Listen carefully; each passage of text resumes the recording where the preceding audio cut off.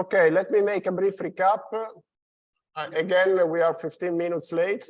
I apologize for that.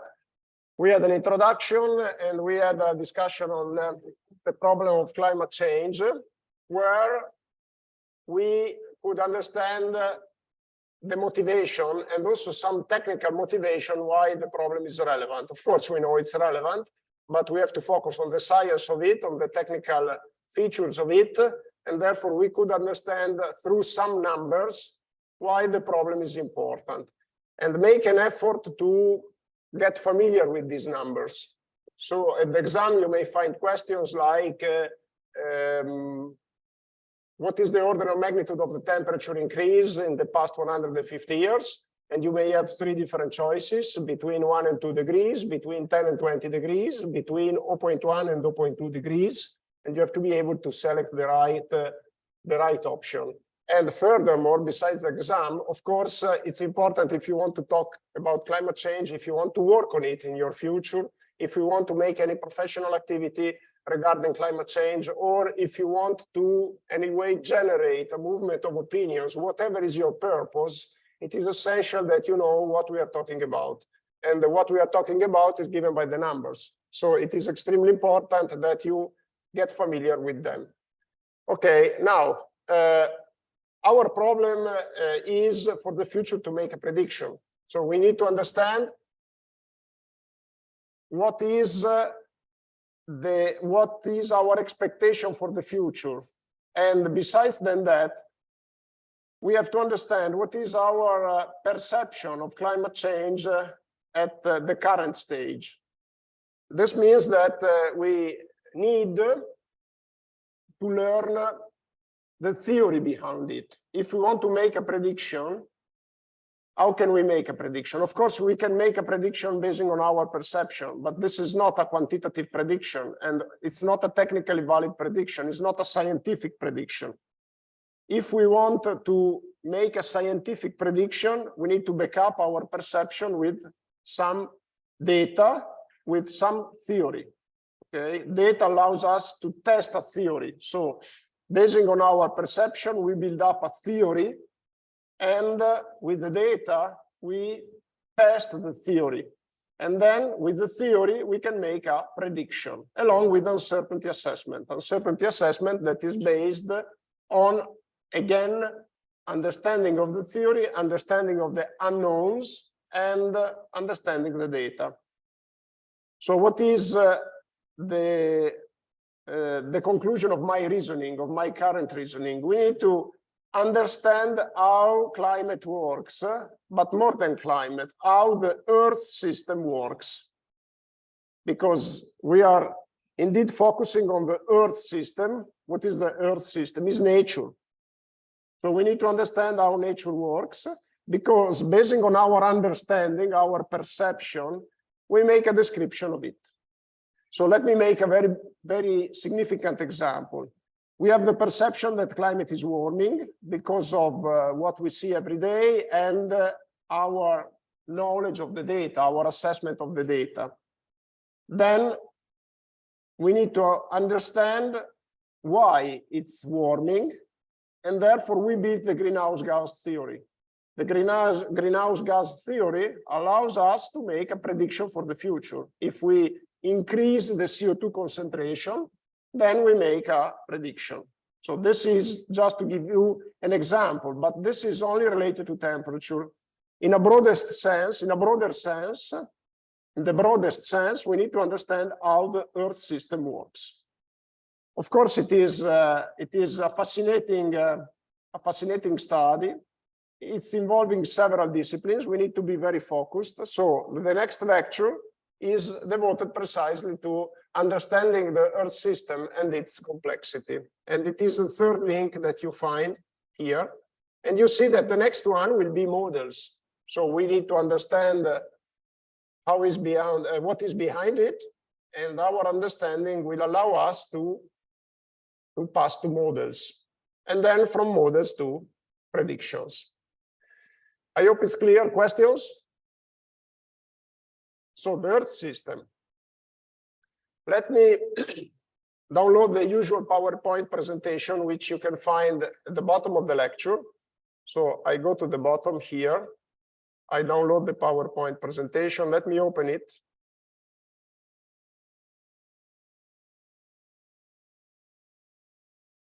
One second. Okay, and let me pass in presentation mode.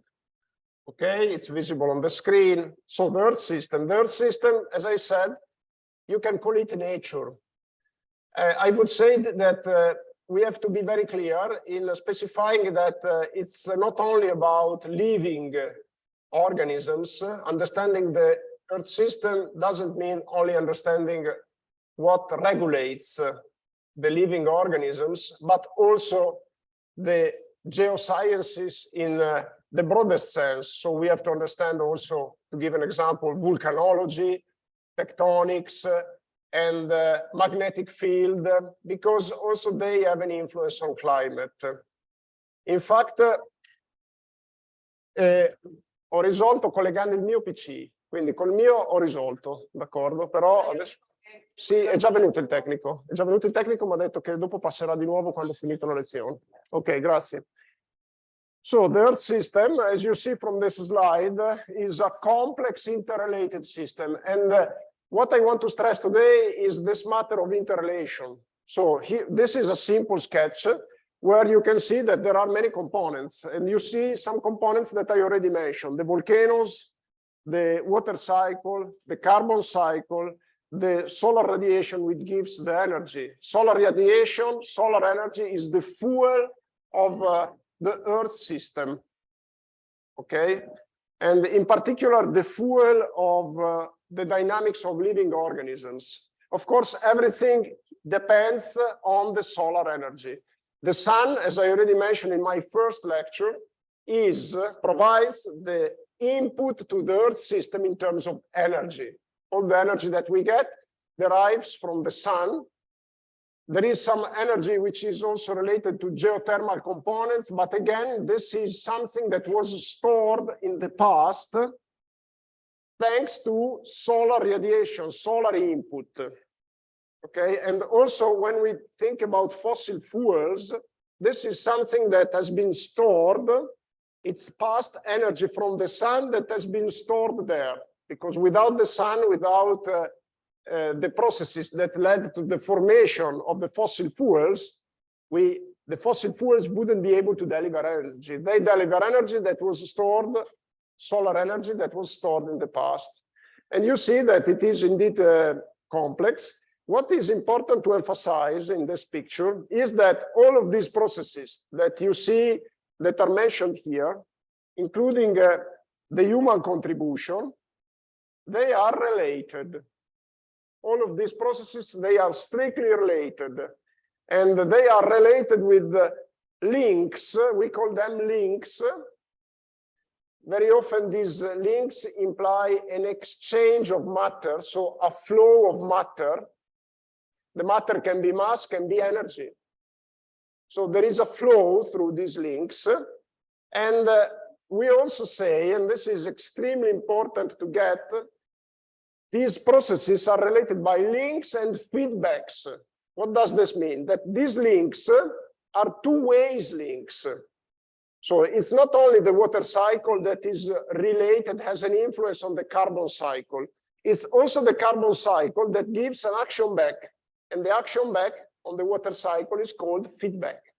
There are many feedbacks, which means that I have a process that changes, generates a change in another process, and the change in the other process goes back to give another change in the process that originated this variability.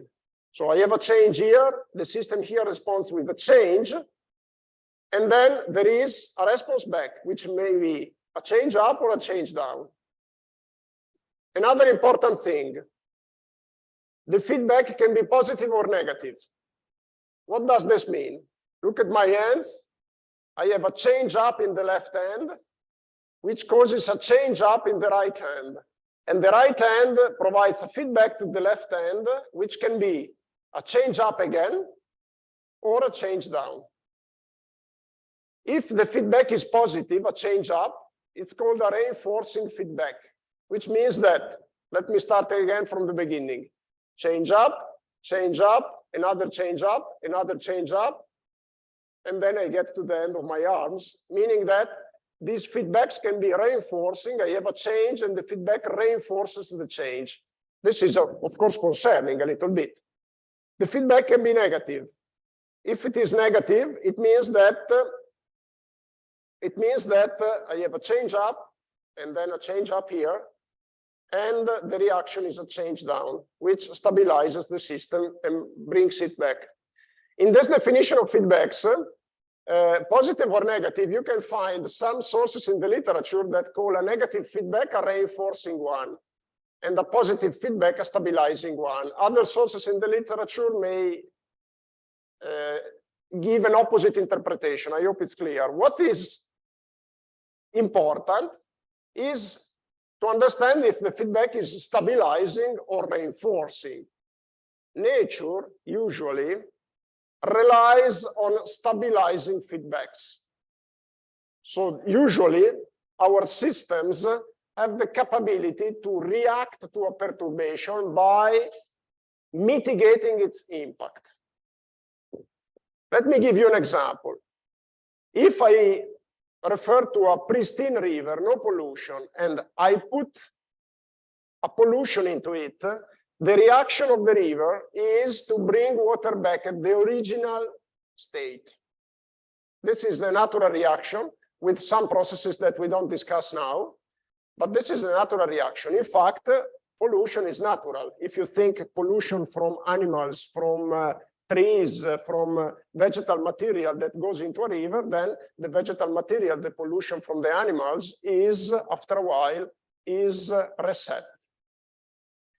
And this is understandable because if nature, if the Earth system wasn't able to compensate from disturbances, the Earth system wouldn't exist because it wouldn't be resilient. You know, there are several perturbances. We will discuss about these perturbances in nature.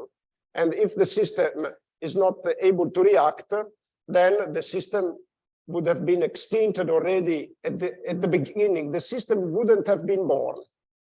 Think of volcanic eruptions. They perturbate the climate, and then after a while, we recover from that because the dust settles down, etc. Of course, there is a limit in that.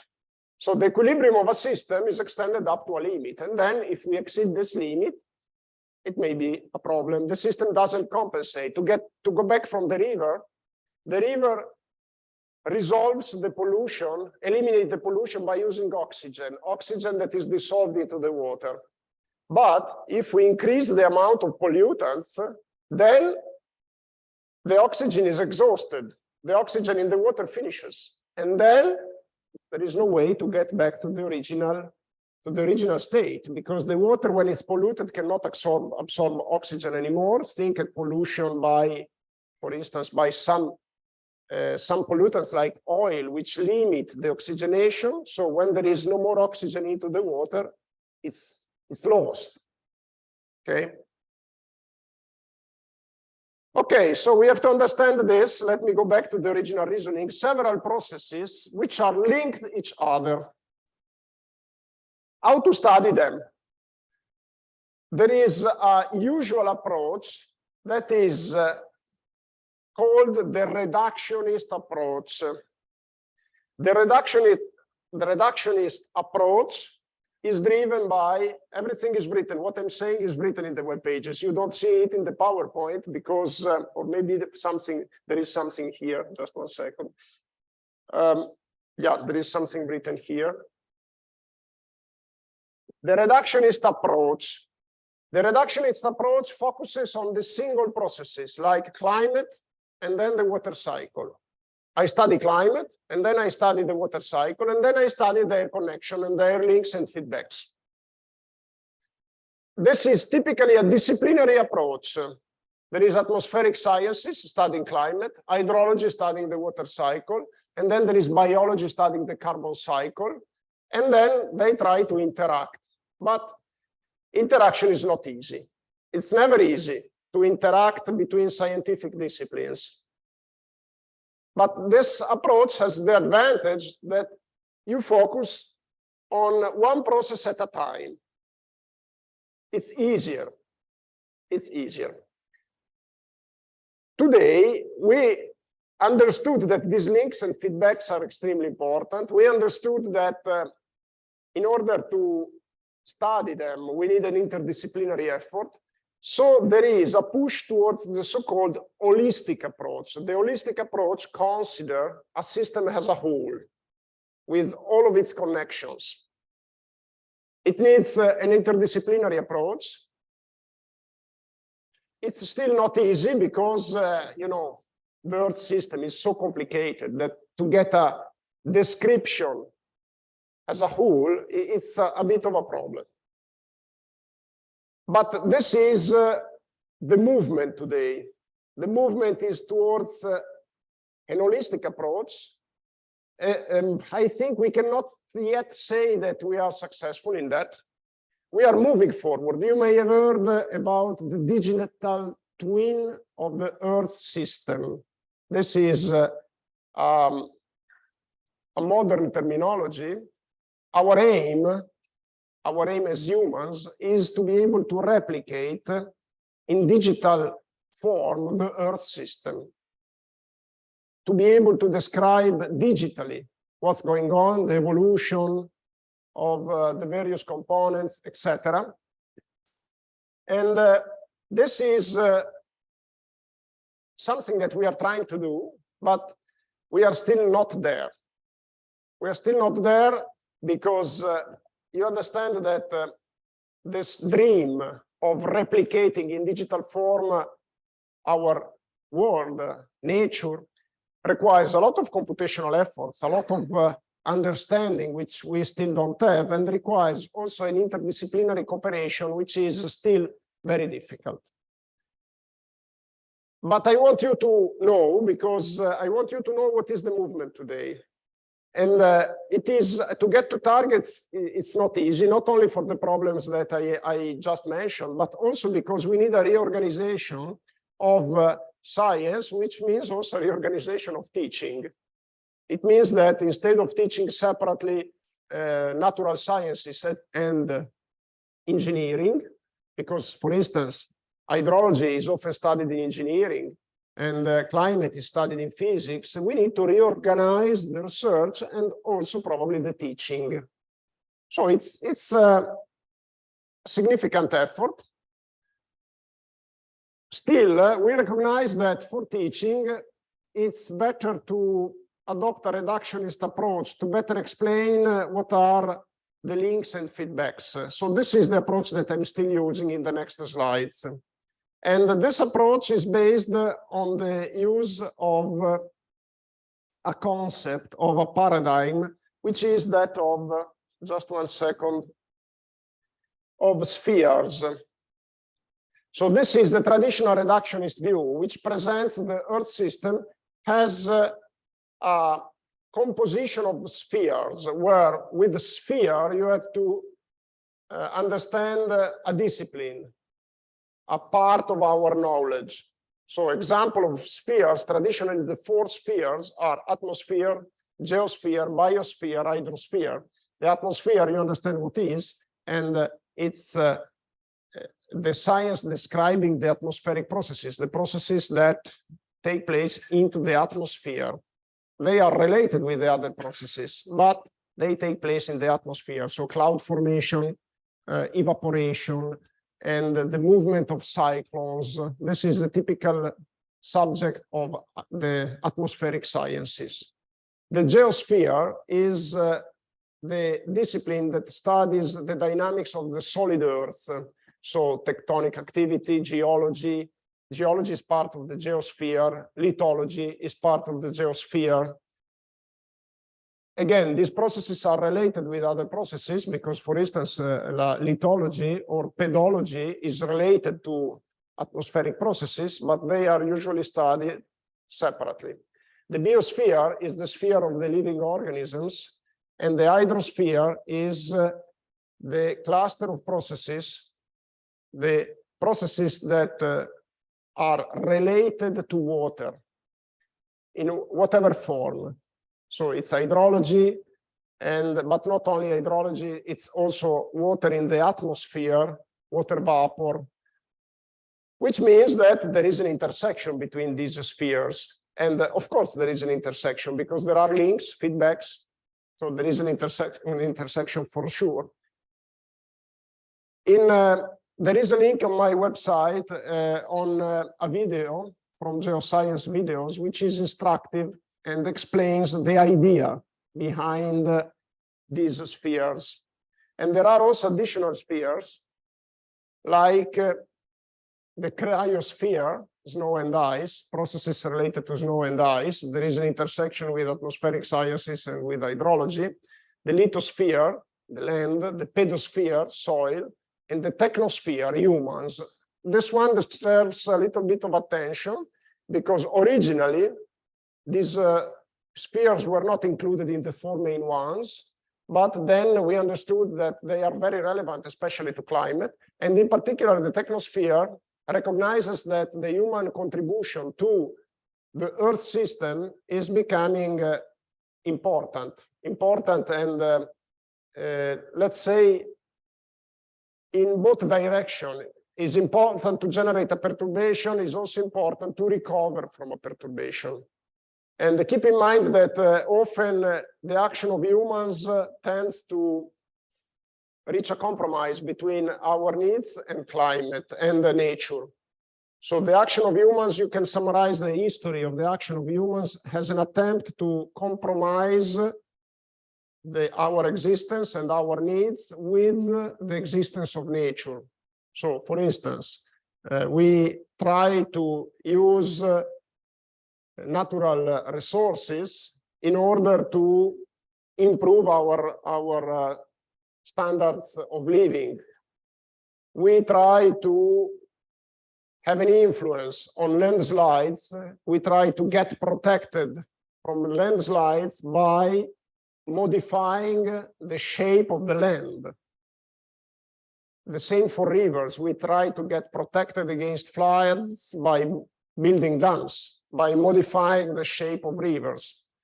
Of course, this is something that is part of our mission. On the other hand, we know that it must be sustainable, and therefore we study the Earth system just to check what is sustainable and to make sustainable plans. So how can we explore the links between these spheres? So how can we move forward to a holistic view? This is an interesting consideration. So there are these links. How can we understand them? There are several ways to look at these links. Several, let's say, perspectives.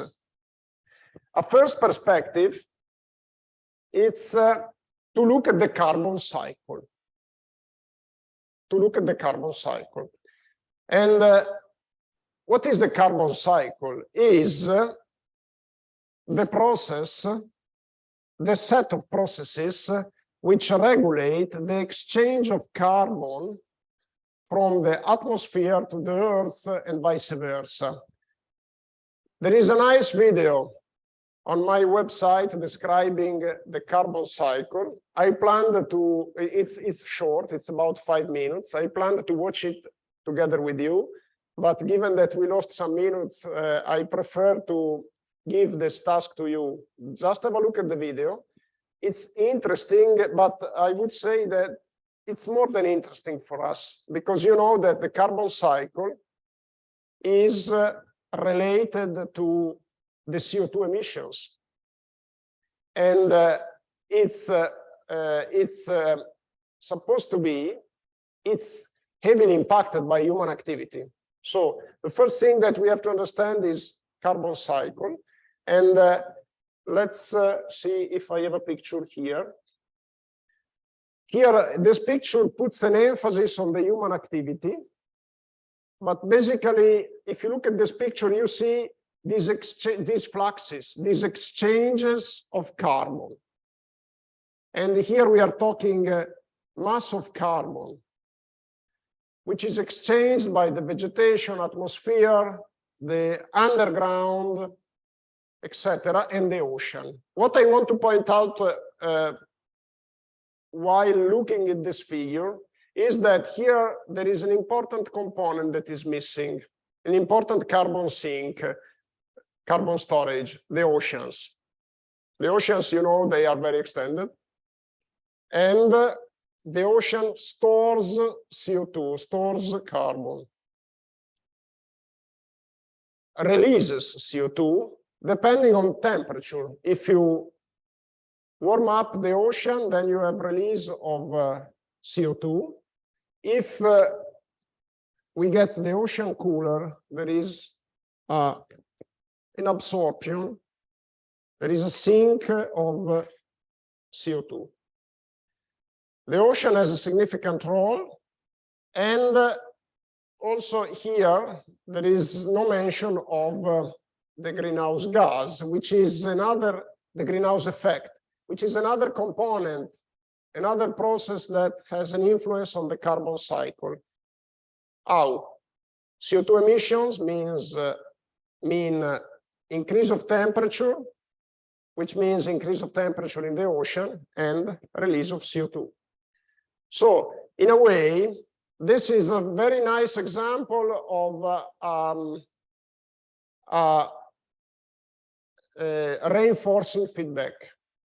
Suppose that we humans, we increase the concentration of CO2 in the atmosphere. This causes a warming.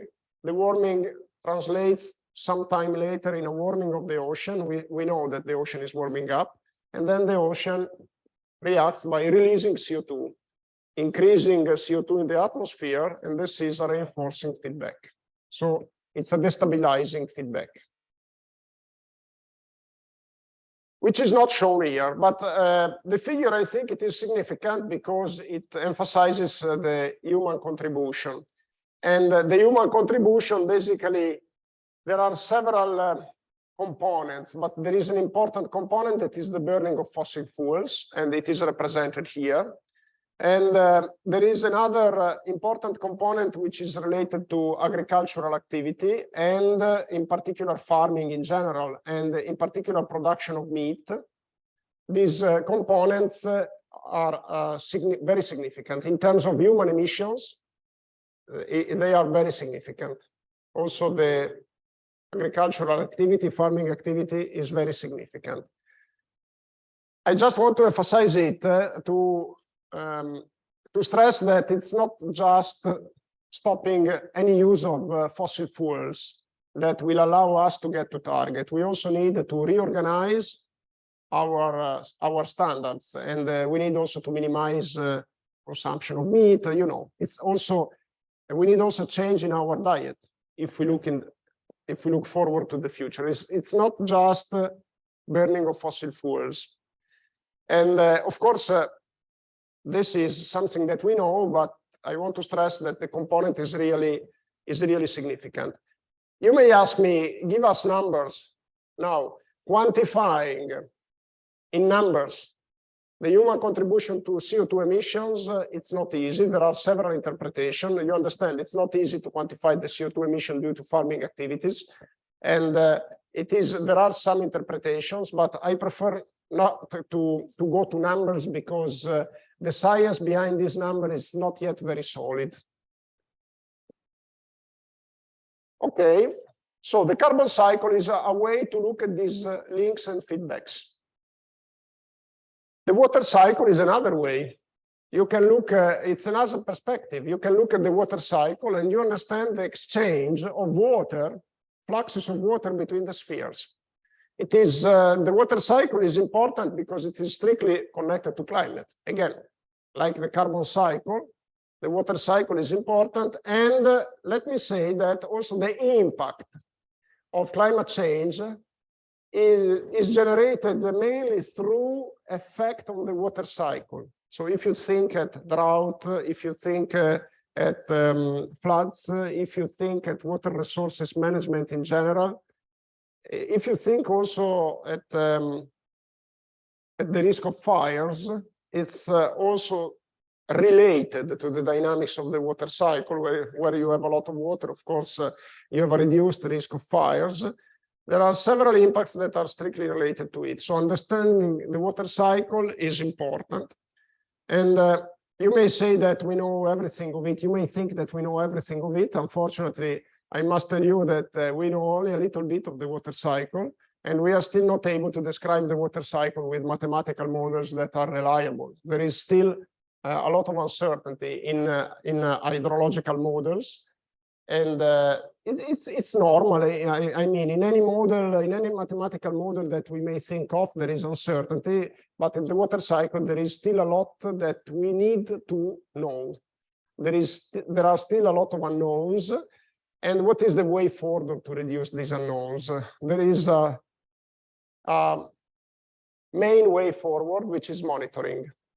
We need more data. We need more observations on how water is distributed. We need more observation in water fluxes.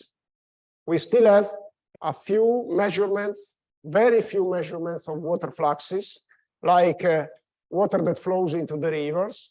We still have very few measurements, and they are all concentrated in the Western world.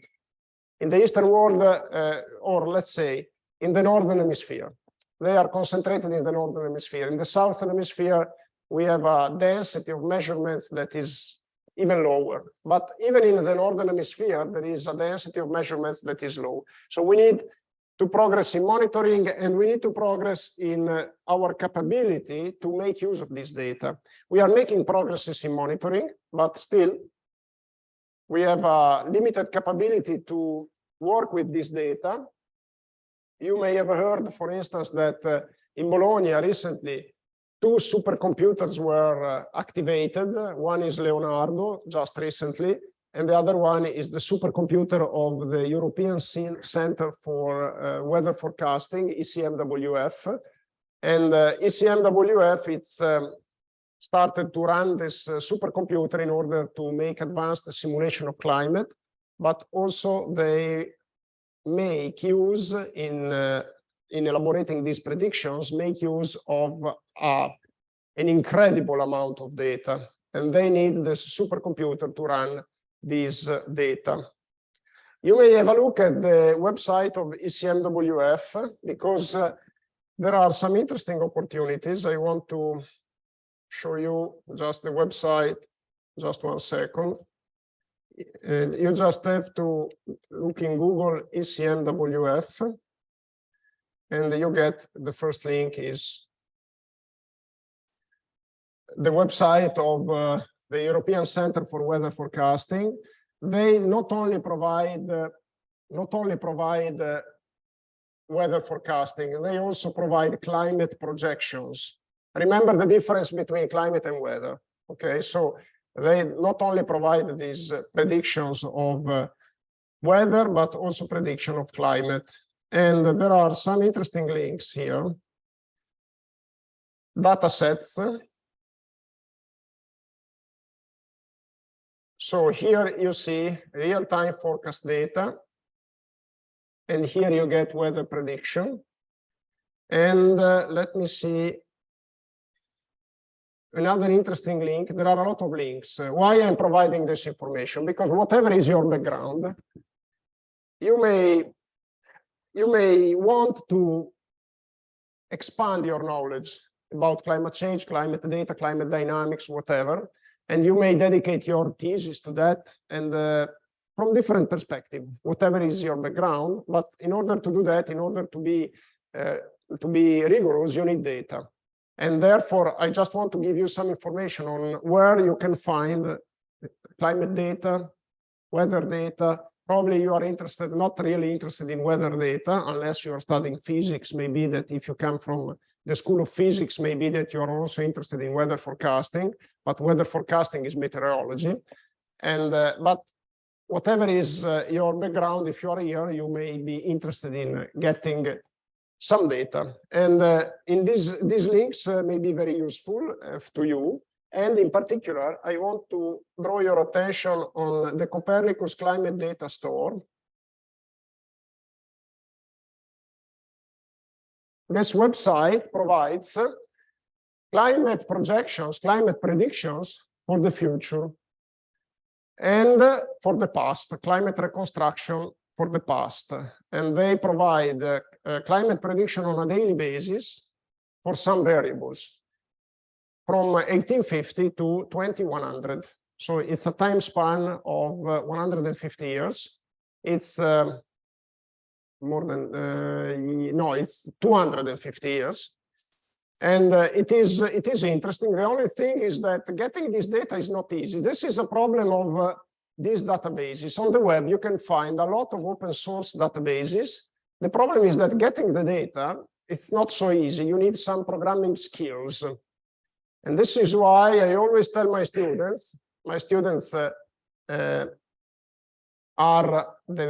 of them are students in engineering. I tell my students, look, try to learn the basics of computer coding, because in your profession, you may have the need to go beyond the use of commercial software, go beyond the use of Excel, beyond the use of Word. So this is why last time I gave to you an example of application of R, because here to get the data, you need to write a code in Python. So let's forget about the details. There are several examples. For instance, I don't know Python at all, but I was able to download the data because there are some examples. So I could use these templates to get the prediction for rainfall in Bologna up to 2100. And so I just wanted to mention that these data sets here may be interesting. And there is another thing that I wanted to tell you about ECMWF. Just 1 second. Let me go back to the main page and let me find the links. Learning, I hope.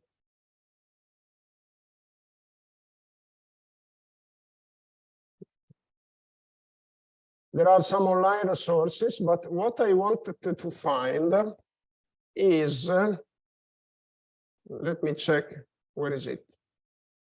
ECMWF Summer of Coding. Okay, Summer of Weather Code here. I just searched on Google this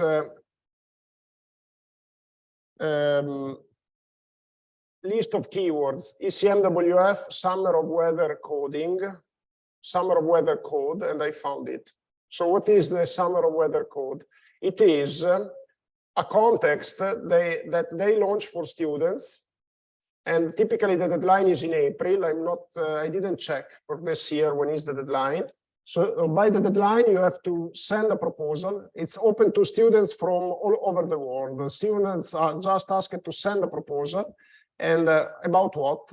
About solutions for using the data they produce. So for instance, they produce weather predictions, and they want to stimulate the use in European countries of these predictions, because actually they are not used everywhere. Some countries use them, and other countries prefer to rely on their own system for making weather prediction. And therefore, they want to promote the use of their data. And this is the question that they raise to students, like, propose a way to use your data, to use our data, to make a practical use of our data. Maybe related to economics, maybe related to hydrology, maybe related to whatever.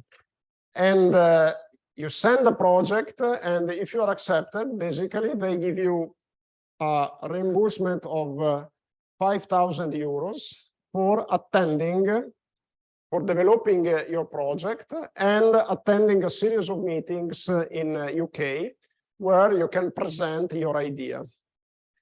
And you may think that this is not something for me because it's too complicated. This is what I thought when I talked to my students last year. I said, maybe that this is not something for you. Actually, I had 3 students who decided to present a project, and the students were not really skilled on computer coding. they were accepted.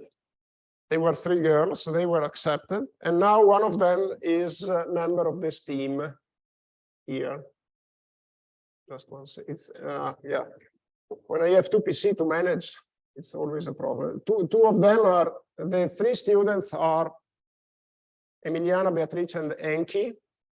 And this is the project that they presented. There is a presentation, watch on YouTube. And actually, it was not difficult. They were not required to really write a computer code. The computer code was written by the first team member, who is a student in informatics, and they provided the idea. And then they attended these 3 meetings in the UK. They were really super excited. And it's also good for the CV. And in general, I give you this suggestion. If you're interested in a topic, which may be the topic of your thesis, if you are very motivated to study a certain challenge, get informed on opportunities to get your work visible. And don't assume that you don't deserve it, that you don't have the skills to do that. And my experience with the student last year was that indeed they were skeptical at the beginning, but they were perfectly able to make it. Okay.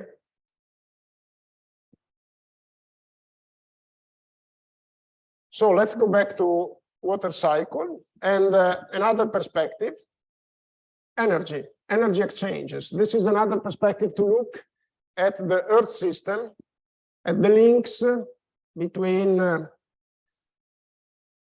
these processes, which are regulating nature. And energy, of course, as I said, it's the fuel. And it's interesting to focus on energy because in this way you can understand what is the entity of these fluxes. For energy, we can get a more refined picture by looking at this energy balance, at this figure of energy balance. Of course, you have to take these numbers as indicative numbers. They are not really strict numbers, but they give you an idea of the order of magnitude. You have to take them as orders of magnitude. So if you assume, if you look on the left at the blue arrow going downward, if we assume that the input from solar energy is 100, then you see the split in different components. And for instance, this allows you to understand that there is a huge contribution of energy that is emitted by the Earth's surface and absorbed by the atmosphere. This huge contribution, you see the yellow arrow 104 on the right. This huge contribution explains why the greenhouse effect is important, because indeed there is a lot of radiation, a lot of energy emitted by the ground surface, which is split in absorbed by the atmosphere and emitted directly to space. And the greenhouse gas effect has the capability of perturbing this split, this subdivision. Here you can easily see that if you focus on a single component, the balance is always reached. So if you look, for instance, at the atmosphere and you make the sum of the energy that is absorbed by the atmosphere and released by the atmosphere, then you see, for instance, the ground, the energy emitted by the atmosphere to the ground, the red arrow with the magnitude of 98. You see that there is a fundamental component of heat of energy from the atmosphere to the ground. And basically, if you focus on single, like the atmosphere, on single components, single spheres, you see that the energy is always balanced. And as I said, it's interesting to look at these orders of magnitude. So this is another perspective. Of course, they are all related. The water cycle is cycling, is moving because of the energy. And also the carbon cycle is moving because of the energy. And there are interrelationships between these exchanges. So basically, we have many interrelations, complex dynamics, tipping points. We already mentioned them. We may have tipping points. The tipping points may be thought as the threshold beyond which the system doesn't have the capability to compensate with respect to perturbation. So the system gets to a different state, a different equilibrium state. And we already talked about nonlinearities. Nonlinearity, I think I already mentioned that it means that prediction is more difficult. Have a look at the mathematical definition of a linear function. I'm not sure if I already introduced it. I don't think so in my first lecture. Anyway, even if I already introduced it, let me stress once again that it's important that you learn what are the two, this is very simple, but two very simple relationships. It's important that you learn what are the two conditions for ensuring linearity. Linearity, again, means easy prediction, means something that is not very frequent in nature, because natural processes are frequently non-linear. So we have to understand what are the conditions. And there are two mathematical conditions. So if you have two state variables of two processes, x and y, and you make two perturbations, x plus y, the result, linearity means that the result of the superimposition of two perturbations is given by the sum of the two individual perturbations. So we could say that the effect of the CO2 emission by humans plus the effect of, or let me say in more understandable words, the warming caused by CO2 emission by humans plus the CO2 emissions by the ocean can be computed as the sum of the warming caused by humans and the warming caused by the ocean. Actually, this is not true, because we know that there is the feedback, which is reinforcing. Or another example, you may say that if I have two pulses of rainfall, like today it rains a lot, and tomorrow it rains a lot. And then after rain, I have the water into the river, the level of the water into the river that is rising. Let's suppose that during the first day of rainfall, I have a rise in the water level into the river of 1 meter. The second day, I have again the same rain, which individually would cause a raise of the water level of another meter. So linearity means that first day it rains, second day it rains, and the total water elevation is 1 plus 1, which is 2. This is linearity. Is this process linear? No. We have a proverb that says it rains over the vat. And why the proverb is like that? It emphasizes non-linearity. When it rains after another rain, the increase of water level into the river is higher. So my guess is that if I have two pulses of rain causing individually a raise of 1 meter in the water level, the sum of the two pulses would be an increase of 3 meters, maybe.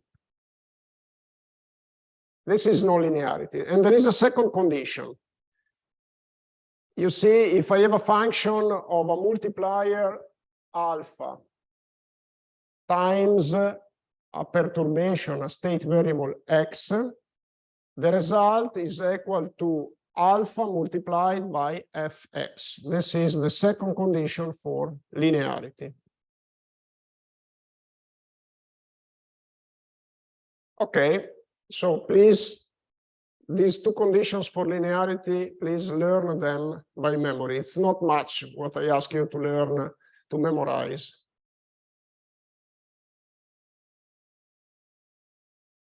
Okay.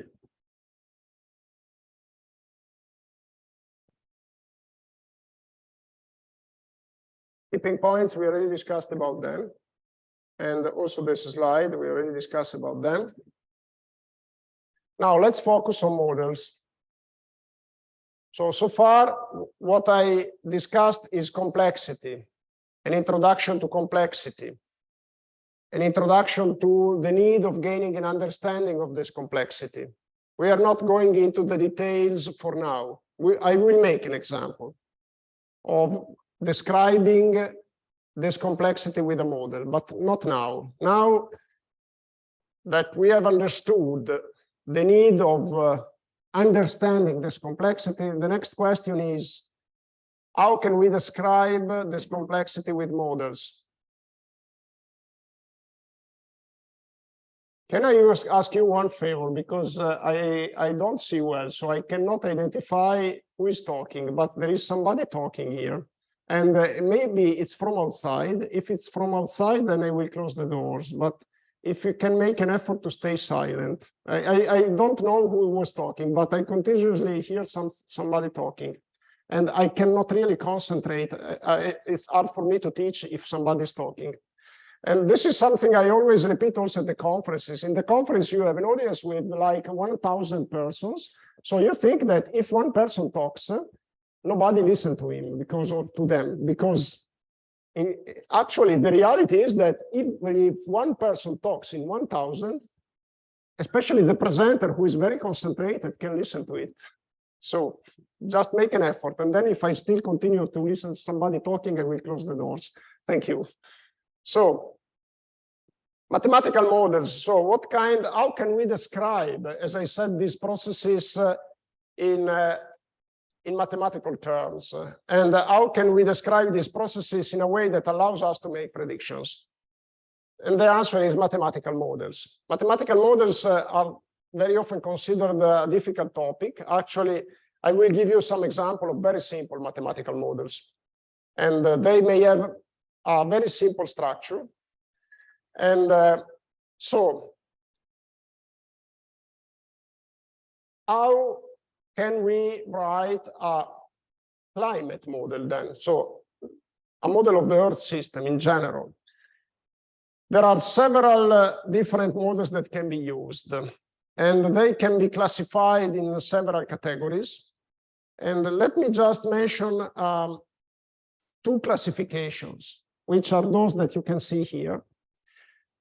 I think they are important because they allow us to understand how we gain our knowledge on climate change. Keep in mind that I'm focusing on the use of model for prediction, but the models also allow to gain understanding because they allow to test our perception of how the Earth system works. I try to explain in a clearer way. If we have the feeling that the concentration of greenhouse gases is warming the Earth system, I have this feeling I need to test it because science requires testing. So a way to test it is to build a mathematical model that reproduces the increase of temperature by now I saw you are talking, okay? The two of you talking, okay? Just please make an effort. So, you know, I have the micro and it's really loud, but I can really perceive when somebody is talking. So we need to write these models. We need to write a model, to build a model that explains the warming of the Earth system depending on the concentration of greenhouse gases. And then the model produces a simulation of what I observed. If this observation is close to the simulation, the model is good. The model can be used to make prediction, and the model confirms my understanding. Okay. Now, models. Let's make a first classification between process-based model and empirical models. Empirical models are models that are built with the purpose of reproducing the data, reproducing the observations. This is the only purpose, and the model structure has nothing to do with our knowledge. We just raise the question to find the best analytical way to reproduce my observations. This is what statistics does. Statistics looks at the results, looks at numbers, and then, basing on the results, builds a model. Process-based models, the terminology suggests that we start from our knowledge of the process. We use the laws of physics, chemistry, whatever, biology, and basing on these laws, we find a mathematical representation of what we are observing. So if I want to describe the dynamics of an object that falls over the ground, I can measure the time that it takes to get to the ground, and basing on the results of measuring, I can build an empirical model. And through this empirical model, I can estimate, for instance, the gravity acceleration. Or I can start from my knowledge of gravity acceleration. I don't need any measurement. I know that if I take this and I drop it, I know what is the time taken to get over the ground, because I can build over my knowledge of physics. In the second case, I applied a process-based model. In the first case, I applied an empirical model, which allowed me to estimate the gravity, because if I take the time, I can consider the gravity as unknown. And you see that the empirical model is providing a proof that through a model, I can gain knowledge. Very often, the two categories intersect each other. Like any classification, there is a gray zone. There might be a gray zone, and in this case, there is a gray zone. The gray zone is due to the fact that when we talk about earth sciences, we don't know everything. There are some unknowns. And therefore, to describe this uncertainty, we need also to introduce some empirical formulation, or we need to correct the model in an empirical way.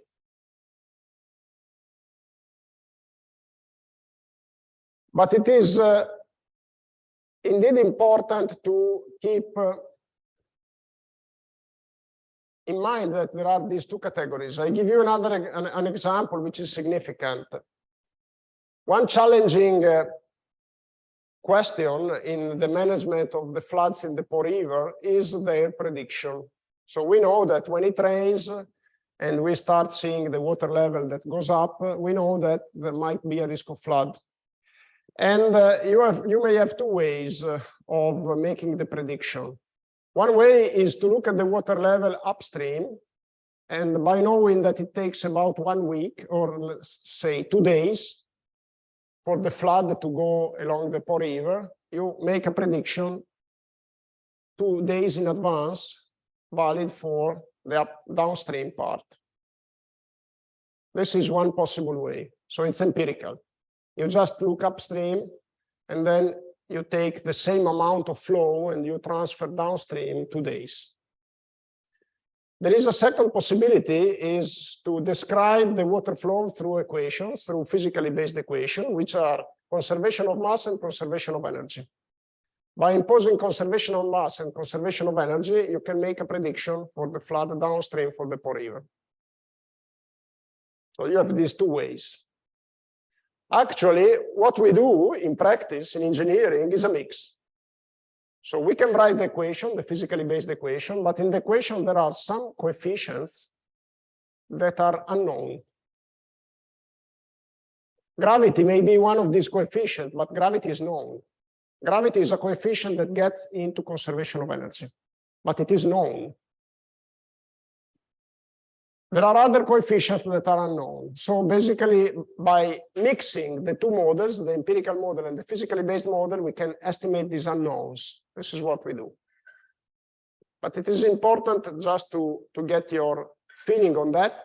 Climate models are process-based model. They are based on the equation on the principle of physics, but their uncertainty is estimated in an empirical way, like for the Po River. Another classification allows you to split the models in two big categories. The deterministic model is the easier to explain. Deterministic model means that once that you have an analytical relationship, describing a model can be process-based or empirical. For any given input, you have the same output. If you give the same input twice, you get the same output. So, for instance, an example to climate change may be if you have a deterministic model that predicts global warming depending on CO2 emissions by humans, if you give us given value of CO2 emissions in the future, say 100, and you get a warming of 1 degree, if you repeat the computation with the same model and you give the same increase of CO2 emissions of 100, you get again 1 degree. So the model is deterministic. For a given input, it gives always the same result. When I say input, I mean the whole set of inputs. Those of you who are expert in mathematics, in partial differential equation, know that in order to run a model, I also need initial and boundary conditions. Let's forget about it. Let's call everything a model needs, everything a model eats. Let's call it, eats means that it digests it. It's called, I call it input, okay? So if I give the same input, I get the same output. This is a deterministic model. It means that, let me give you an example. If I cause a rain over the Po River of, in 1 day of 50 millimeters, I get a certain river flow, and every time I feed the model with the same rain, I get the same river flow. You understand that this is not really realistic because it requires that the model is very precise. The model is perfect, considers everything. But there might be some component that the model does not consider. For instance, it may be the timing of the CO2 emission that is not considered by the model. The model may consider that by 2050, I have a total amount of CO2 emissions by humans per year.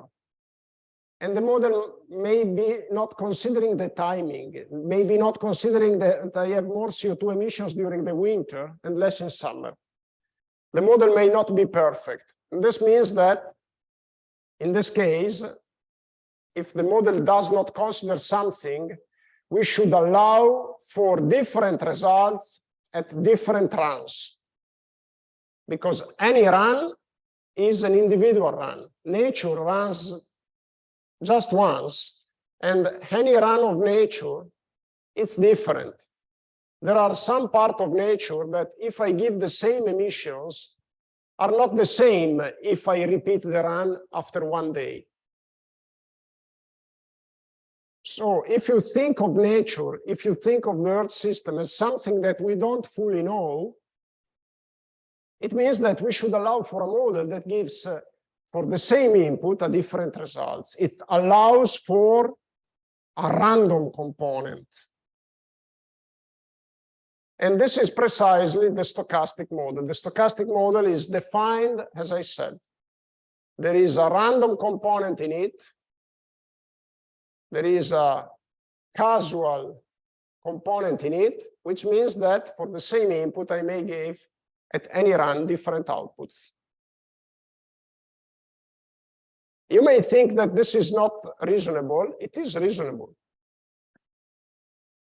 It is reasonable. If you think of tossing a coin, even if you toss the coin with the same condition, with the same, actually, you may get an head or you may get the tail.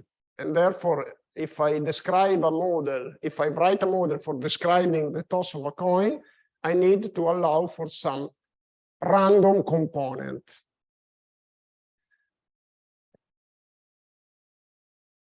Just 1 second, here it is. Okay. Here I think there is a figure which emphasizes the difference between, just 1 second. Okay. The difference between deterministic model is 1-to-1, and this refers to rainfall and river flow. So 1-to-1, no uncertainty. It means that for a given rainfall, I have only one output. The stochastic model for a given rainfall gives many outputs. You see the shaded interval. It means indeed a different, a set of outputs, a range of outputs. And then you may start understanding why, when we hear about climatic predictions, sometimes we hear the word ensemble simulation. What means ensemble? It means several runs. And each run is providing a different result. This is why we talk with climate, not of only one prediction. If the model was deterministic, we would have only one prediction for climate in 2100. Instead, we have ensemble simulations.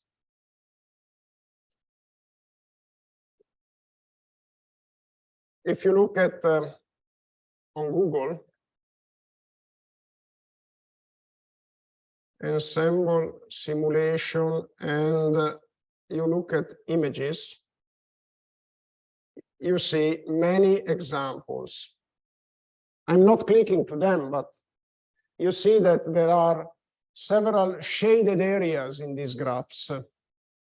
It is accounting for ensembles, meaning randomness, meaning uncertainty.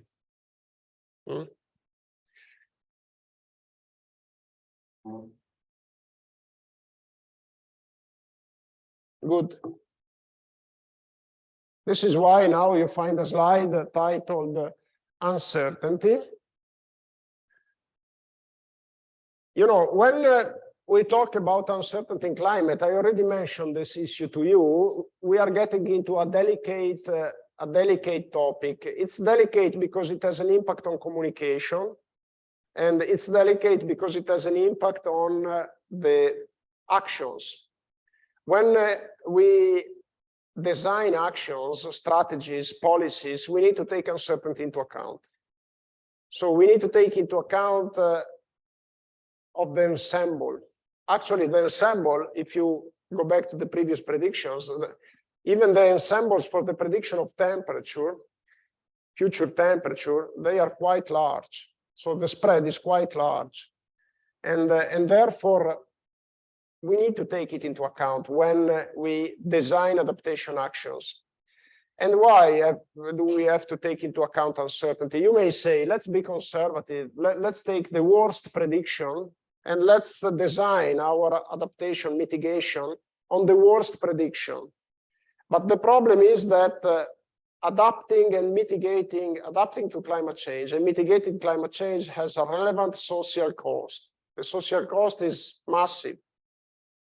And we understood, I already mentioned, we understood that the social cost, for instance, of the energy production, if we are forced to give priority to other sources, may be very relevant.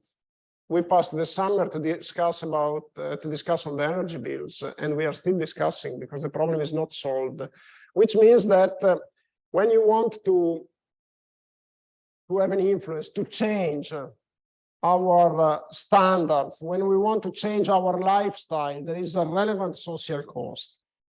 And the relevant social cost means, first of all, that it must be equitable. It must be spread in an equitable way, because otherwise, if you don't make any adjustment for equitability, then, of course, the impact of an increase of the social costs is falling prioritarily with priority on the disadvantaged categories of people. And we have to avoid this, of course. We understood recently that a fundamental requirement for ensuring sustainability is equality, diversity, and inclusivity, which means that, in a way, we have to try to minimize the social costs of the actions that we propose. Otherwise, if we increase the social cost, it is also increasing disparity between categories of people. Reducing the social cost means that any action must be designed precisely on purpose. So we cannot take the luxury of oversizing. We cannot take the luxury of reducing the CO2 emission beyond what is not necessary, because it implies a social cost. And therefore, for this reason, the problem of uncertainty cannot be easily resolved by taking the worst prediction.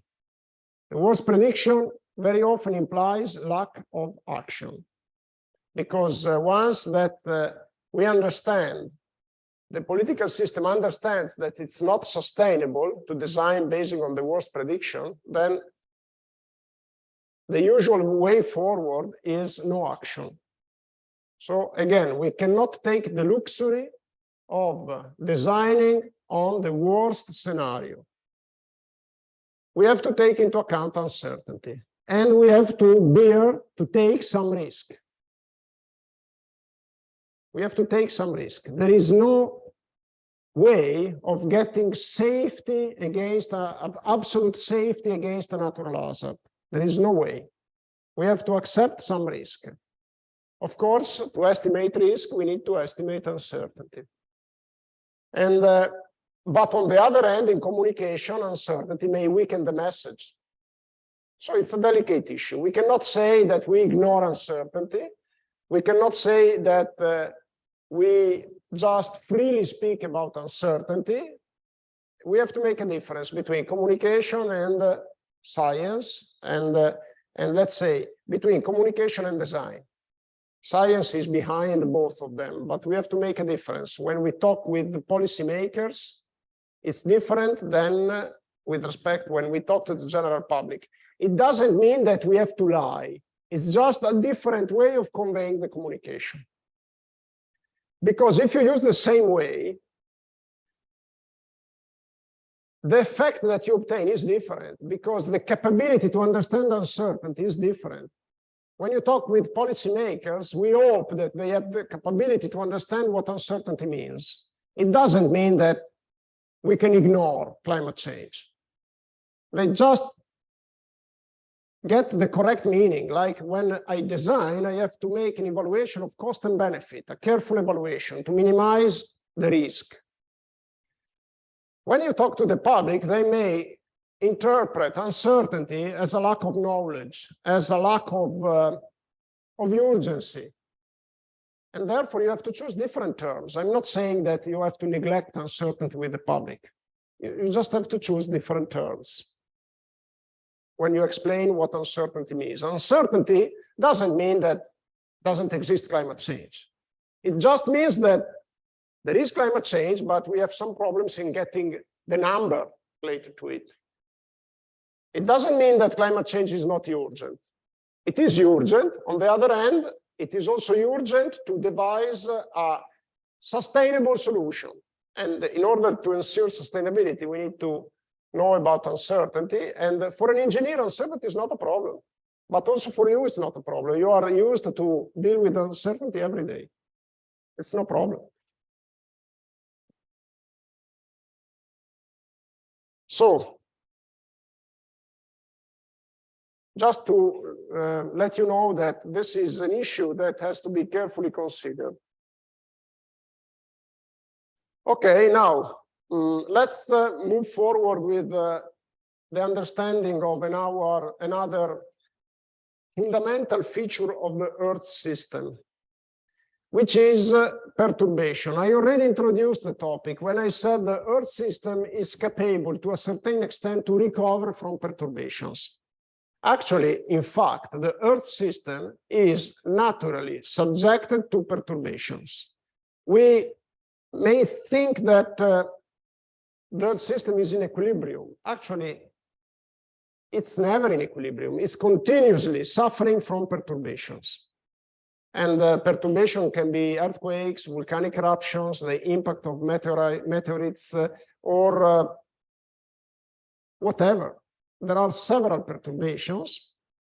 You know that probably one of the theories that explains the extinction of the dinosaurs is the collision with a meteorite.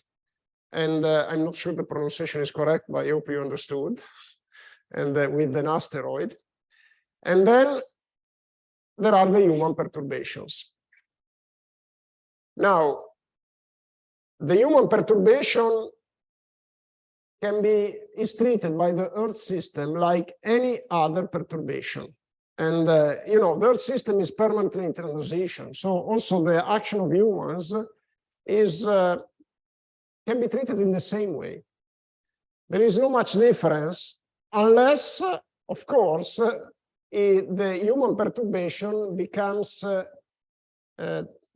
takes an order of magnitude that is passing the threshold, the tipping point, passing the threshold that causes irreversible change of the state of the system. The Earth system is trained to be resilient with respect to even important perturbations, but there is this question mark about the human perturbation, because also in view of our lack of knowledge, we cannot really understand to what extent the human perturbation is sustainable. And this is the role of climate science, let's say science of the Earth system, to getting a perception to describe with models, with theory and then models, the dynamics of these perturbations, including the human one, and understand to what extent is bearable by the Earth system. It is clear that humans perturb the Earth system. It's impossible for us not to perturb it. The only possibility is to disappear. We are perturbing the Earth system. Humans have always perturbed the Earth system. The question is if today this perturbation is still sustainable. Let me give you some examples of perturbations of the Earth system. And one nice example is the change in the magnetic field. And the magnetic field is continuously changing, and sometimes it undergoes very significant changes, like the inversion of the magnetic system. Of the magnetic field, if you Google for the inversion of the magnetic field, it is an event that occurred in the past, and the inversion means that the poles are the north, or let's say the compass points to the South Pole instead of the North Pole. This occurred in the past, it has been proved, and it can happen after a perturbation, because actually the magnetic field is in equilibrium even with the polar inversion. But it is not clear what triggers this inversion of the magnetic field, and it's not clear what the influence would be on climate. So there is an extensive area of research on that.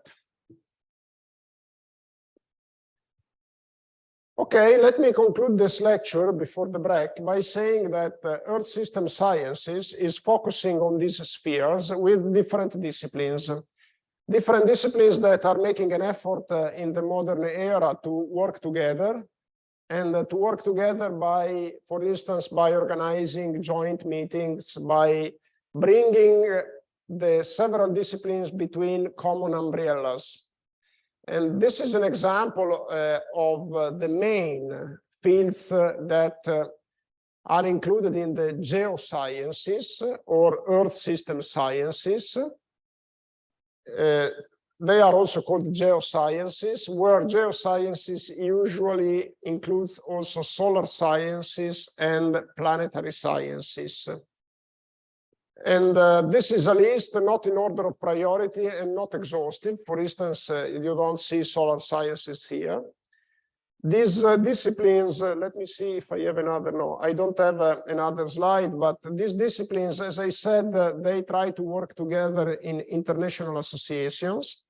And these international associations are now listing climate change as one of their priorities. What you may look at is the website of the American Geophysical Union and the European Geosciences Union. These are two examples of scientific associations bridging these disciplines. They are organizing meetings, they are organizing also educational activities, and they publish scientific journals, and they try to push forward the science behind climate change with some problems because due to the complexity of the problem. Okay, I think now we can make our break. Let's take 15 minutes and then I'm sorry, I will need to finish anyway towards okay, 5:20, so we can recover like 5 minutes.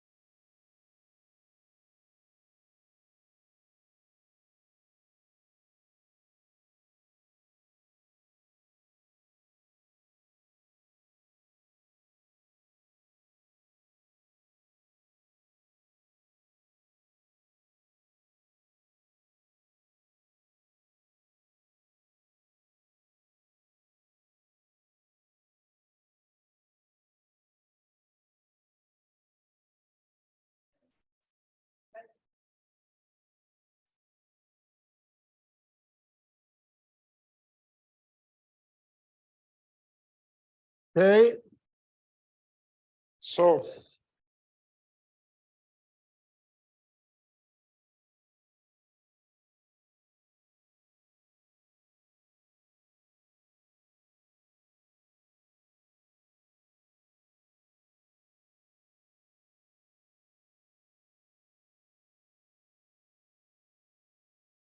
okay. Okay, let's try to move a step forward and talk about models related to what we are interested in, specifically interested in. Climate models. Climate models are a subject of important research activity, which is particularly relevant today for the reasons that we know, and it's particularly active because we need to improve these models. And to improve these models, because what we need is predictions in the long term and predictions with possibly limited uncertainty. I mentioned random components, casual components, which translate into uncertainty. So randomness means uncertainty. And randomness may be caused by our limited knowledge, of course. If we have a theory that is not fully successful in explaining a system, it implies that also the model is not fully successful in describing the output of the system, and therefore the predictions are affected by uncertainty, which may be caused precisely by our limited knowledge. So a lot of efforts are currently devoted to improving these models, and we may quantify the effort by looking at the amount of research funding that is allocated on these models, which is very significant, because this is recognized as an important problem, and it is recognized that we are gaining now a lot of data. We are collecting a lot of data, which means that we have to make use of this data and find the best way of incorporating the information that is delivered by this data into models. We call them climate models, but recently the name has been adapted to Earth system models, because we recognize the need for an holistic approach. We recognize that climate means also water cycle, means several other processes. So the aim is to use these models not only to produce a prediction of climate, but also not only a prediction of, for instance, temperature and rainfall, but also a prediction of river flow, to give an example, which is relevant for hydropower production. It's relevant also for better describing the exchanges of matter, like water, between the atmosphere, the land, etc. So there is, of course, a technical need that is to describe variables beyond climate variables, which are relevant to adaptation, like river flow or wind speed, extreme winds, extreme waves into the ocean, because extreme waves imply coastal risk of flooding, and wave dynamics implies also a contribution to energy generation. So there is this awareness that we need to describe more than just climate. So you may find also the terminology recently, Earth system models. I am insisting on the terminology because when you talk with your colleagues or with the public, understanding each other is extremely important. So I am insisting on terminology and also on the synonyms that sometimes we use, because I think it's important that you understand when you communicate what people tell you, And it's extremely important that you may select the most appropriate terms when you convey communication, depending on your audience. So, I mean, Earth system models and climate models, to some extent, are synonyms. It's important that you know the usage of both terms. Strictly speaking, climate models should describe only atmospheric variables, and Earth system models extend the spectrum of the variables that we consider. These models are global models. In principle, they are global. You may run them for small portions of the globe, but in principle, you see in this picture, what you see is a sphere representing the Earth, which is described through a grid. The Earth is divided in several pixels corresponding to the cells of a grid. So we will see why. We will see very soon why we need this grid.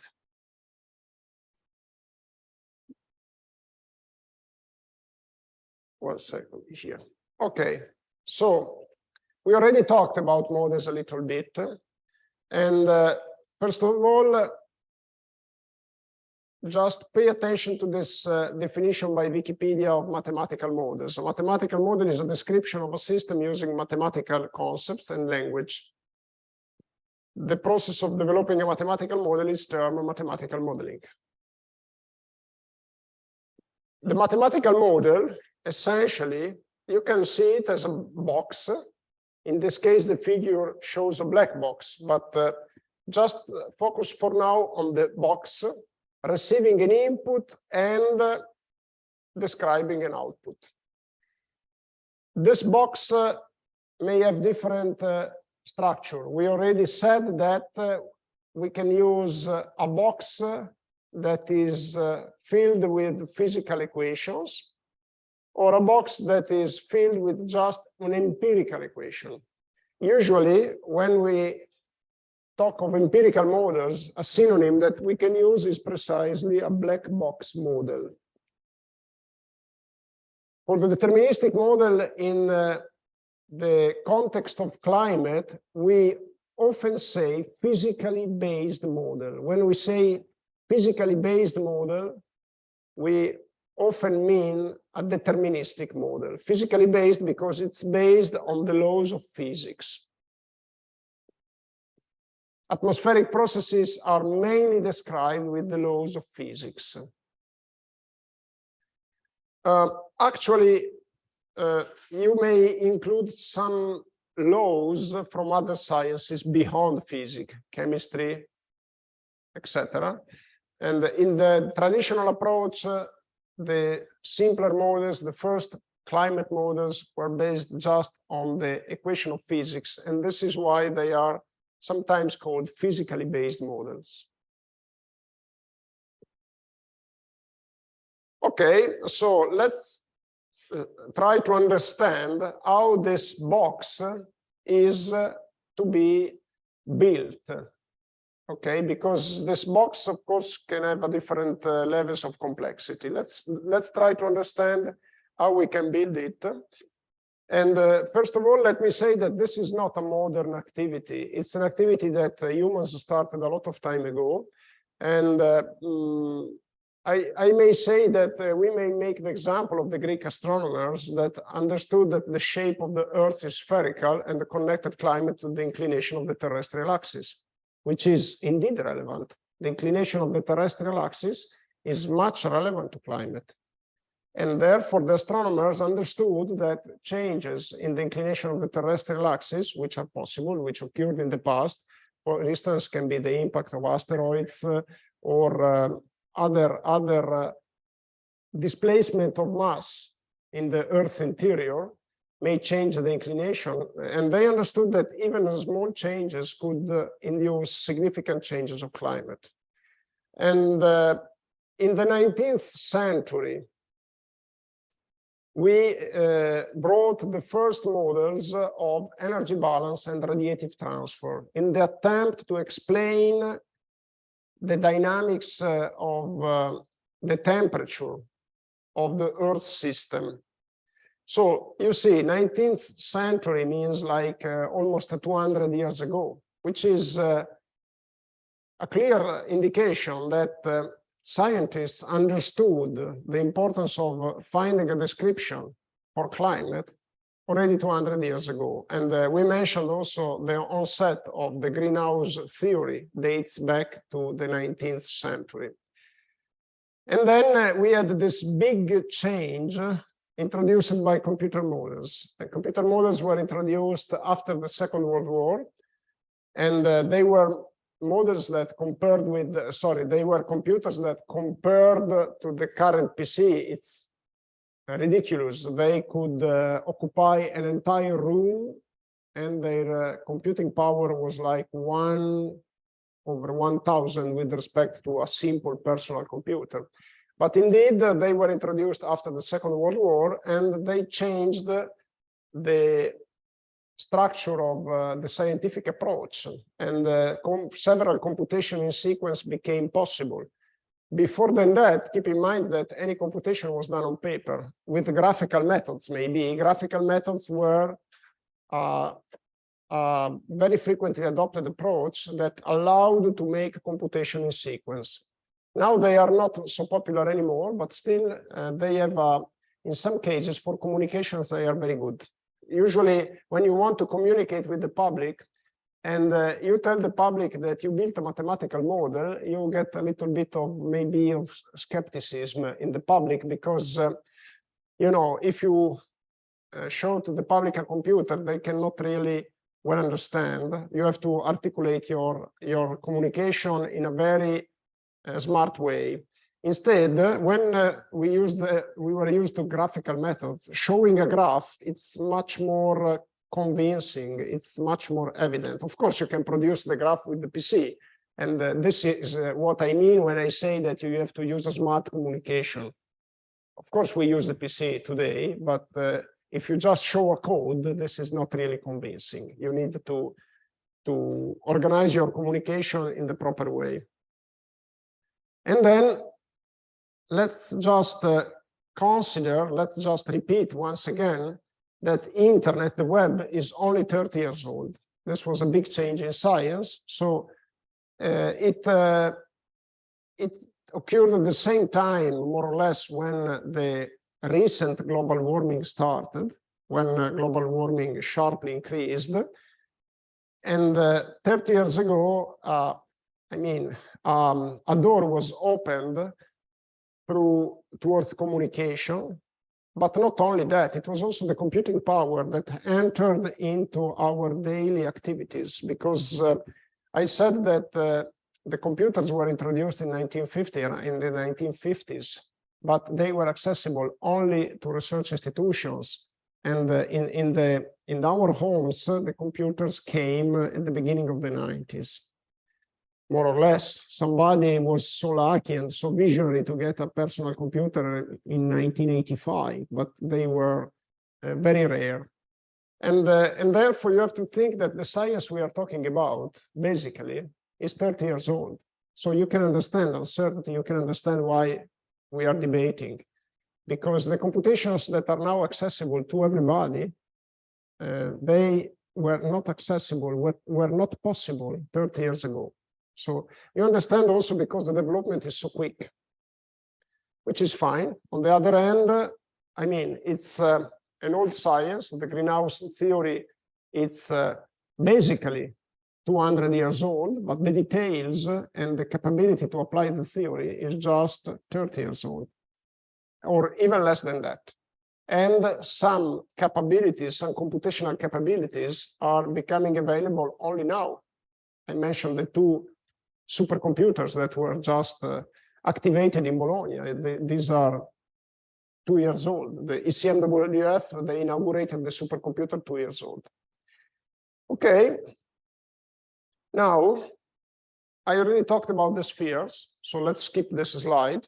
Just to emphasize, I just want to emphasize that our task is to describe several processes that are interlinked. And here in this sketch, there is also a description of the layers of the atmosphere. Just have a look at these layers and get familiar with this terminology, because sometimes when we communicate about climate change, when we get information, they make reference to these layers, to the modeling of the thermosphere rather than the mesosphere, etc. And try to get used to this terminology. Maybe also you find that with in the exam, like what is the layer that is closer to the atmosphere, that is closer to the Earth's surface, and you may have a choice between these 5 layers. So the troposphere is the closer one, the closest. Okay. Here there is again a description of the spheres. So I prefer to skip this, because this is something that we already discussed. I don't want to make self overlaps. And let me just say one thing here. Probably I should have included this slide in the description of the Earth system. Have please a look at this graph, which is a static picture of the distribution of the forms of water in the Earth system. It is important because when we talk about climate change adaptation, very often we get into the domain of water resources, because we know that water resources is a challenge. It's a challenge because we already have several areas over the world that suffer from data scarcity, and we have several areas that are suffering from repeated droughts. When we talk about droughts, it is a difficult topic. We have few historical observations. So it is not easy to say whether, based on data, the drought frequency increased after global warming. Based on data, it is not so easy. It's also not so easy because a drought is caused not only by the lack of rainfall. We call the lack of rainfall a meteorological drought. But what is impacting humans is the so-called hydrological drought, lack of water. And lack of water may be caused by climate change, but also by other causes. So it's not so easy to, as I said, to discuss whether the drought frequency is increased. And I just wanted to give you suggestion for if you are interested in this topic. In my website, if you go under Home, I could stay there just 1 second. On the left column, there is this ebook, which you can find here, A Travel Through Time to Explore Past and Future Mega Droughts. And this is something that I wrote during the summer. It was my summer entertainment, not the only one. Actually, during summer, I also like doing a lot of sporting activities, but this was something that I wanted to complete during last summer, because there is so much interest now in drought assessment and estimation of drought risk. I have several consulting activities, several institutions asking for some elucidation, some additional information regarding the impact of climate change on droughts. And the reason why there is so much request for information, sorry, because for some reason, I don't know, because I am sharing the PowerPoint presentation. Just 1 second, I need to stop sharing and look at, just 1 second.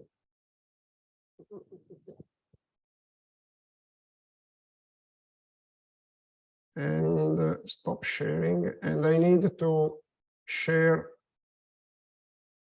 the screen of the PowerPoint presentation. Okay, here it is. Now also remotely you can see what I'm referring to. This is found, let me go back a little bit, because it's found on my website in the right column here, A Travel Through Time to Explore Past and Future Mega Droughts. And here you can visualizing full screen this ebook. It's an ebook which is giving some more information on droughts. What is a drought? And then there are also some question session. So I'm not sure, in my planning, in my original planning, there was the intention to go through this ebook together with you. I'm not sure we will have time to do that. So let's, for now, I just want to give you the suggestion. It's a very easy read. And also, if you want to get an Italian version, if you search for the Google translation, if you ask the website to visualize in Italian, the translation is very good. I checked it, it's very good. And this explains why droughts are a problem and explains the occurrence of several recent and ancient droughts. There is also a page dedicated to the Po River drought of 2022. And this is to be updated, I hope, soon, because the drought of the Po River in 2022 actually is still ongoing. And you see here, there is an animation which shows different pictures of the Po River in different seasons. And you see what is the effect of drought. These are just satellite images. So the change in color, it's not an artifact. It's just the fact that when you get a drought, the color of the land changes. Of course, there is some difference in tonality, which may be given by the weather during the day. During a drought, you may have clearer conditions, so it may change a little bit the tonalities. But on the other hand, if you look at the green areas, you can see that clearly during a drought, there is a reduction. And this drought is still ongoing. And so I hope to be able to update soon this presentation with more recent information. Now the information stops at about end of summer. And also, I just want to make a mention of the fact that on the 2022 drought of the Po River, I have a scientific contribution that is under review. And until it is under review, I cannot disclose the content. And I'm not sure whether it will be accepted or not. When you write scientific contribution about climate change, it is really tough to get published, really tough to pass the review process, because the problem is indeed still highly debated for the presence of unknowns. And this is also something that I'm telling you because I want to make you aware of the fact that if in your profession you will decide in the future to get involved into climate change assessment, climate policy, etc., you have to be aware that the topic is difficult. It's really difficult. The communication is really difficult to also within the scientific community. I am reporting to you that it's really a difficult topic, which is fine. I mean, because it's important, so it is fine that it's difficult. On the other hand, I just wanted to mention that it's challenging. Okay, now, so this is a suggestion to explore droughts. And I just want on this picture to tell you, to let you know, to emphasize one thing that you probably already know. So if you look at the total volume of water in the Earth system, 97% of it is salt water. So the only salt water cannot be used for any need. The only use that you can make of salt water is for bathing into the sea, but you cannot use it for civil use and you cannot use it in agriculture. There are some experiments ongoing in the countries that suffer from water scarcity to use for irrigation water with a higher concentration of salt with respect to fresh water, but it's still problematic. In the long term, it's problematic. On the other hand, the remaining 3% is sufficient to feed humanity.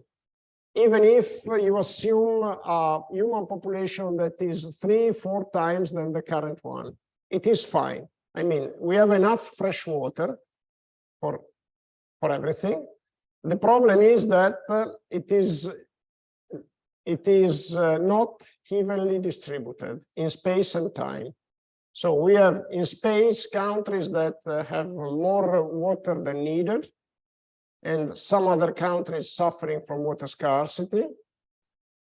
In time, we have countries where during some seasons, like for instance, Italy, during the winter, we have more water than needed, but then during summer, we have in the same location water scarcity. So it is the distribution, the odd distribution of water in space and time that is causing a problem. And you can compensate the shift in time, you can compensate through time with reservoirs.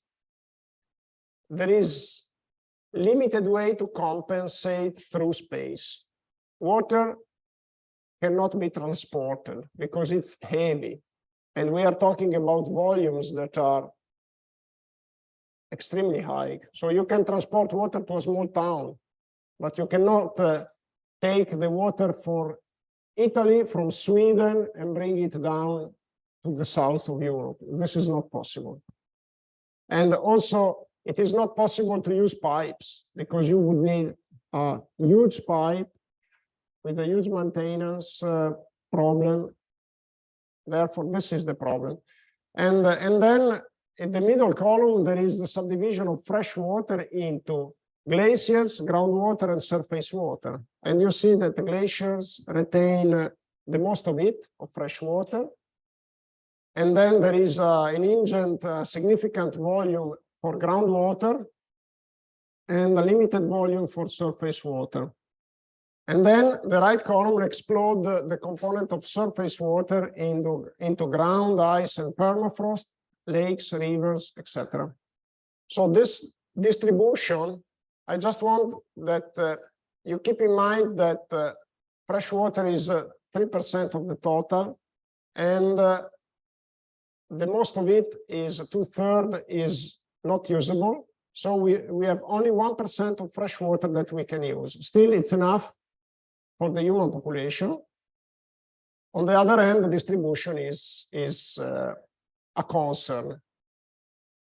From this picture, you can see that a way forward to solve water problems is desalination. Currently, it cannot be used extensively because it requires a lot of energy and produces a lot of wastes, which cannot be easily displaced. You understand that a climate model in the widest sense should also be able to reproduce this picture. And just keep in mind that this is a static picture. It doesn't describe the flow. It's just a static picture of the volumes. Okay. So,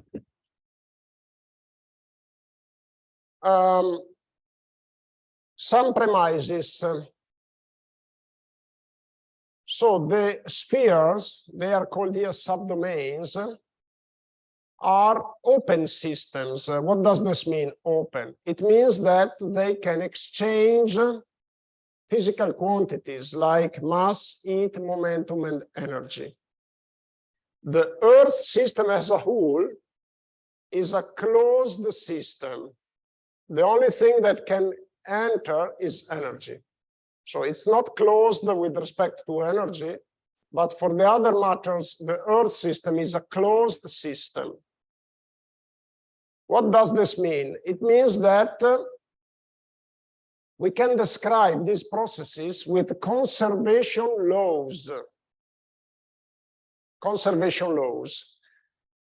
And conservation laws basically make a balance of a given matter. So you can impose conservation of mass, for instance, of water.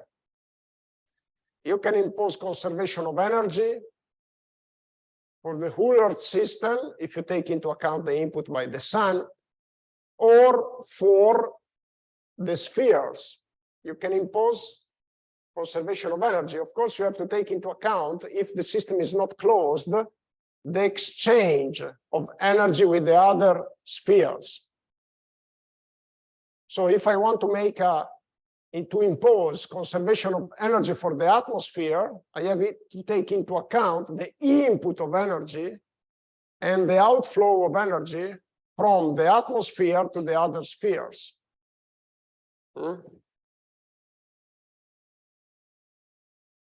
And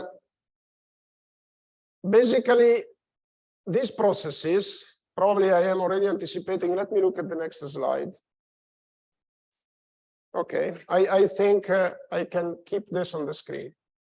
These processes are highly heterogeneous in general and maybe non-stationary. What does it mean, heterogeneity? It means that these processes are changing over space. It means that their dynamics, if we describe them with variables, they are changing over space. And let me give you an example. Temperature, if I take the daily temperature, is not homogeneous over space, is slowly varying, but not homogeneous. It's varying over space. Rainfall, same thing. It's highly variable. So it's not heterogeneous.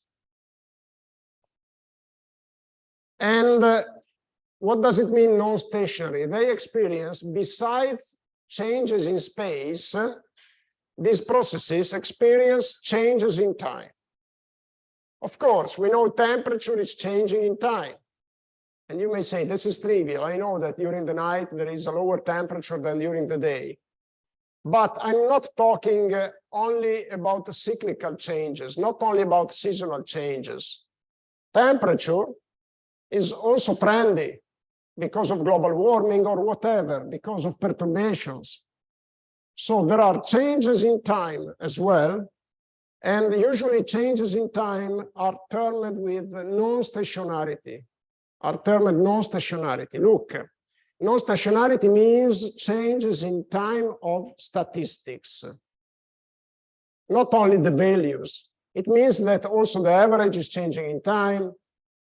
And therefore, you may easily understand that the presence of climate change implies non-stationarity. Now, let me then explain how we can deal with lack of heterogeneity. And let me go back to the first slide, and then I'm closing for today. The presentation, the slide of presentation. Here, the grid. How can we describe heterogeneity? The fact that the process changes in space. It means that when I apply my conservation laws, when I make a balance, for instance, of energy, the fact that the processes governing energy are changing in space means that I have to apply conservation of energy at the very local level. Because if I make a global energy balance cannot describe the changes in space. If I make a global energy balance, I can say that if I increase the CO2 concentration in the atmosphere, I have a warming at the global level. But I cannot say where is the warming concentrated. I cannot explain why the Alps are getting warmer than, for instance, the southern hemisphere. If I want to describe the local changes, if I want to describe heterogeneity, I need to apply these equations, these conservation equations, at the very local level. Which means that I have to discretize the globe with a grid. And in each grid cell, I can apply a conservation equation. I can make a balance. And the implicit assumption is that at the scale of the single grid cell, I assume heterogeneity. And therefore, you understand two things. First, the finer the size of the cell and the better the description that I gave. So if I describe the globe with cells, squared cells with a size of, with a resolution of 100 kilometers, I implicitly assume that in this square grid, which dimension of 100 kilometers, everything is constant. If I want to describe the changes at the scale of 1 kilometer, I need to split the grid in cells of 1 kilometer. So you understand that the finer the resolution, the lower the dimension of the cell, and the better the representation. On the other hand, you understand that the finer the resolution, the higher the number of cells. So you end up with billions of cells, billions of equations, billions of energy balance equations. And keep in mind that each cell is exchanging the matter with the neighboring ones. So these equations have to be solved together. You cannot work at the level of each single cell and put them together at the end with a simple integral or addition. You have also to solve these equations together. So you understand why climate models require supercomputers. Questions?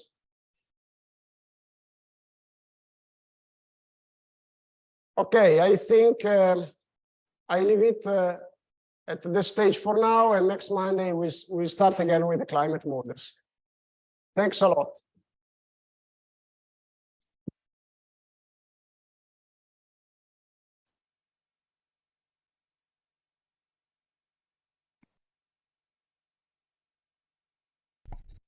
Ci vediamo alla prossima, arrivederci.